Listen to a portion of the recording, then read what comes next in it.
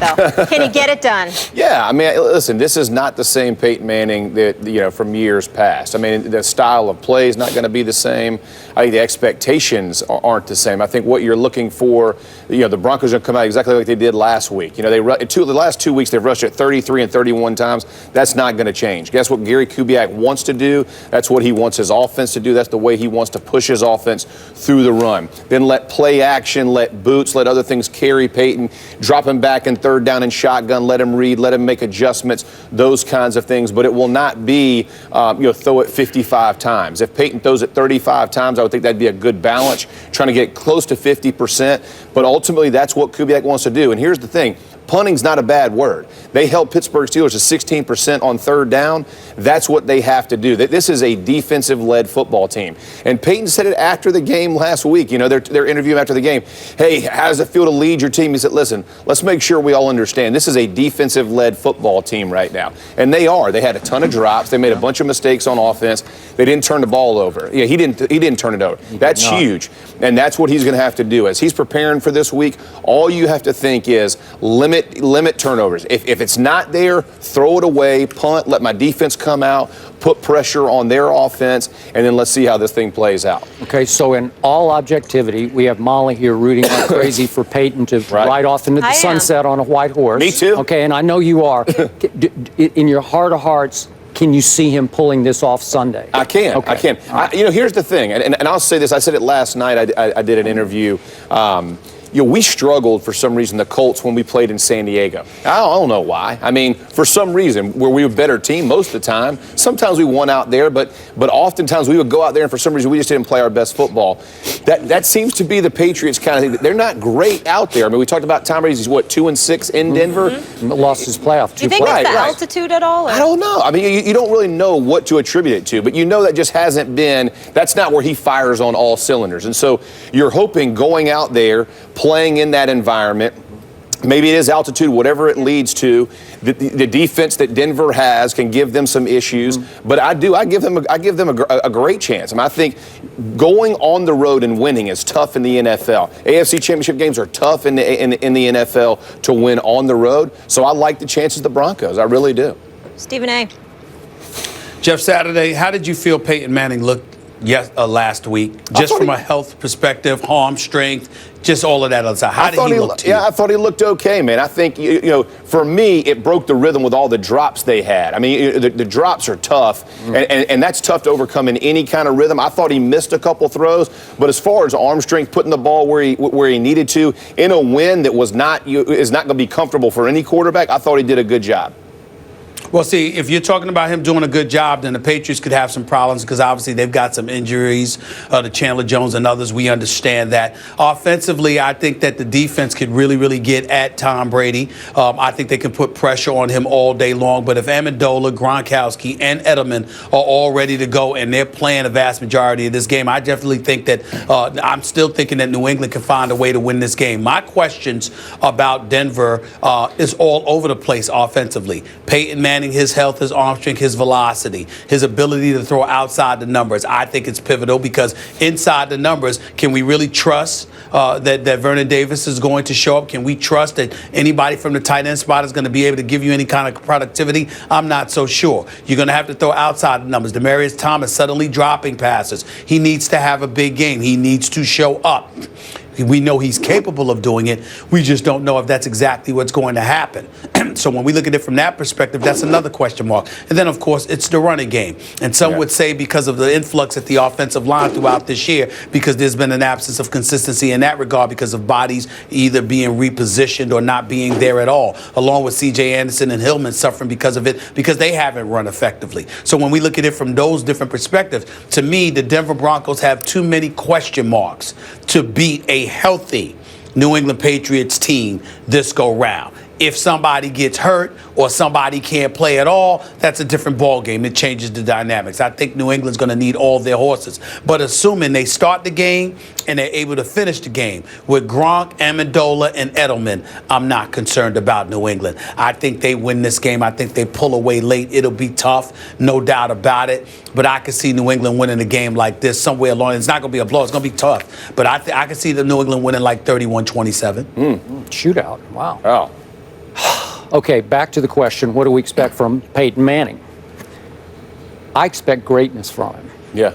I saw greatness last Sunday under the circumstances. Stephen A. and I argued about this. I thought his performance was extremely underrated under the circumstances of he had not started a football game for 2 months, coming off a fairly serious torn plantar fascia. It was clear because Kubiak needed 4 days before he even announced in their bye week that Peyton would be the starter. The organization was still split about should we or shouldn't we? Right. Is it Brock Osweiler's team and turn and time, or should we go back?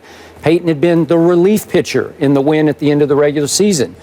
The crowd during that game, especially at 13-12, was getting pretty antsy. Yeah. It was. There were boos. There was. I'm sure some people were muttering under their breath, "Get Osweiler in there." So to me, Peyton Manning, who, for the record, had lost 10 first playoff games in his career, and he's a student of history, as you well know, I think there was huge pressure on him, and all of a sudden they did force the fumble that turned the game. But right away, boom, boom, they get a holding call and they go backwards. Right. And it winds up 3rd and 12 at their 23 with 8.5 minutes to go. And Peyton Manning made one of the great throws of his career to me, to that kid, Benny Fowler. Right.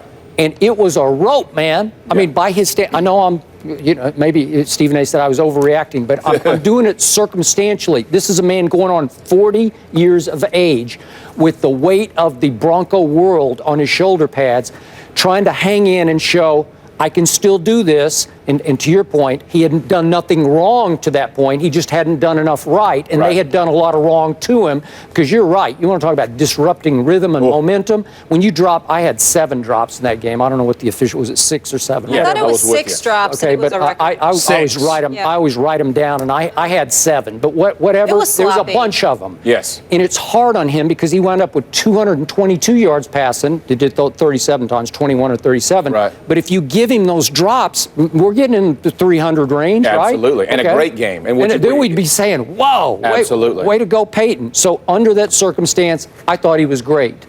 I'm pretty sure now that some of that pressure is off, he's going to be great in this game. Gerard Mayo, announced yesterday, as I feared, is gone. Right. Now, again, is he a difference maker? Maybe not at this point in his career. Jamie Collins is, and he's iffy. Chandler Jones is a difference maker, and he's iffy. That's big. It's advantage Denver on defense. They're at home. They're the #1 ranked defense in efficiency in the National Football League. They led the NFL in sacks. They're going up against still what is a makeshift Brady offensive line. Right. You don't think they're going to be able to generate some heat on him? They will. Right. So to me, the high scoring thing is incomprehensible to me. It feels low scoring to me, but I am not writing off Peyton Manning in this one, because if it does stay fairly low scoring, if he only has to make a couple of big throws in this game and try to make no mistakes, I wouldn't write him off here. No, and I'll say this about what Stephen A. said. New England is notorious, excuse me, for shutting down the middle of the field. I get that. A lot of his drops, Peyton's drops, were outside of the numbers or at the numbers. So it's not like there wasn't enough zip on the ball. I mean, Demarius Thomas, Sanders, I can remember a bunch of little outs where the ball hits him. So he was getting the ball. One was a nice little pump that he put the ball out there. So as far as being able to get the ball out where it needs to get to and be effective outside the numbers, I don't think that's going to be an issue, because I think as you go to play New England, the one thing you know about New England, they're going to take the middle of the field away. They're going to try to take it away in the run game, and they're going to try to take it away in the passing game. And that's just a Matt Patricia, Bill Belichick coach philosophy. Don't give them, because they are harder throws. Outside the field is always harder. I get it, but that is what they're going to do. And so I think you go in understanding we're not expecting a big day of seams down the middle. It probably is not going to happen. But we're going to have to work the outside. But to your point, I think the same thing. This Bronco defense, if they can generate pressure on Brady, and the one thing I do think they will do is get rid of the ball super quick. But guess what? You can rally and tackle, and now the Broncos have got to have yards after the catch. Thomas, Sanders, whoever's catching the ball, whether it's Hillman, they got to make a play after they catch the ball. It's going to be crucial, because if you look at teams who are effective in the playoffs, it's receivers who are making things happen. Fitzgerald, perfect example, right? Yeah. Don't step out, take that thing back inside, and let's see what can happen. Yep. Stephen A. Let's keep in mind last game when they lost during the regular season, the Patriots lost during the regular season to Denver. Denver rushed for 179 yards. That's right. Okay? They rushed for 179 yards. You know, you had Jamie Collins, who was ill. I think Dante Hightower was suspect. He was in the game, but then he was out of the game or what have you. So you got that. That's not a problem this go round. And then you also have the situation where the Patriots was 2 for 13 on third down conversions. They didn't have Edelman. They'll have him now.